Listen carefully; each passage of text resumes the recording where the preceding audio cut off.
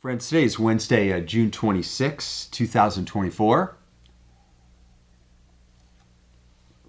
It's our VPC video devotionals that follow our sermon series on Leviticus this summer.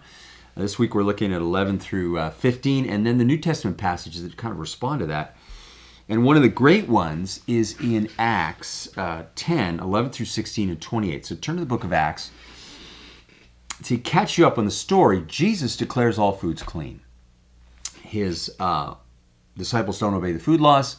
He famously breaks them. He shares vessels, cups with Samaritans, like the woman at the well.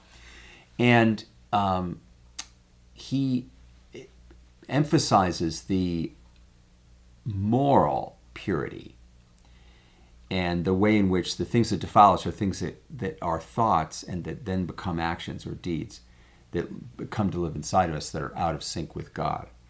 The early church, of course, was founded within Judaism, and Jews, this distinction of the clean and the unclean that carried across animals and foods and people, you were reminded of it all the time, was deeply within them. And so the early church wrestled with this issue of holiness. And they asked the question, when non-Jews became followers, Gentiles became followers of Jesus, were they required to follow the food and purity laws? Should they also be reminded all the time about this distinction between clean and unclean, avoiding unclean people, practices, and things? Was that part of what holiness was?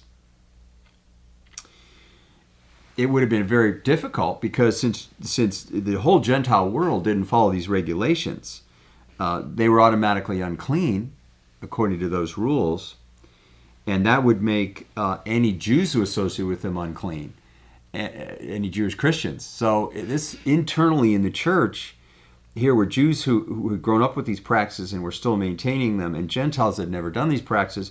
And the fear from the Jews was that the Gentiles would make them unclean. And the question of the Gentiles was, do I have to become a Jew before I become a Christian, follow all these practices?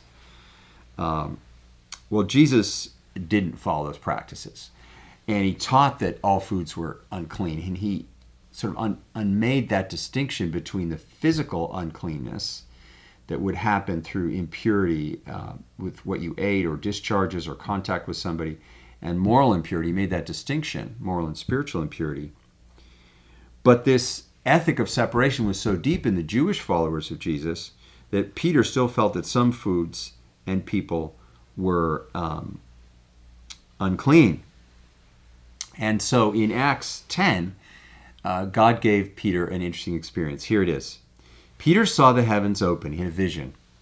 And something like a large sheet came down, being lowered to the ground by four corners. In it were all kinds of four-footed creatures, reptiles, which were unclean, and birds of the air.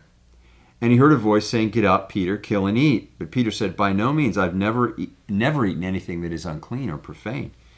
The voice said to him again a second time, "What God has made clean, you must not call profane." This happened a third time, 3 times. And the thing was taken up into heaven.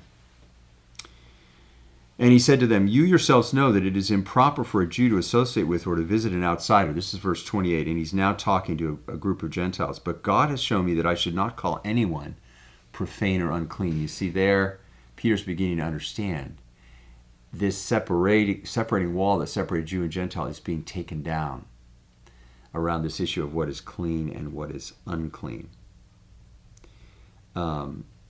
Finally, he acknowledges God has declared the old distinction void and Gentiles can be welcomed into the fold.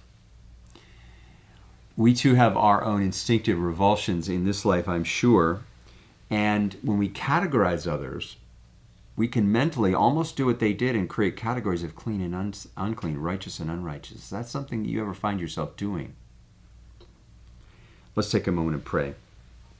Lord, help us to see beyond the surface to the deeper things, not to categorize others in ways that create these lines of clean and unclean, righteous and unrighteous. But let us see the deeper things of heart and soul and not put people into hard and fast categories. We ask this in your Son's name. Amen.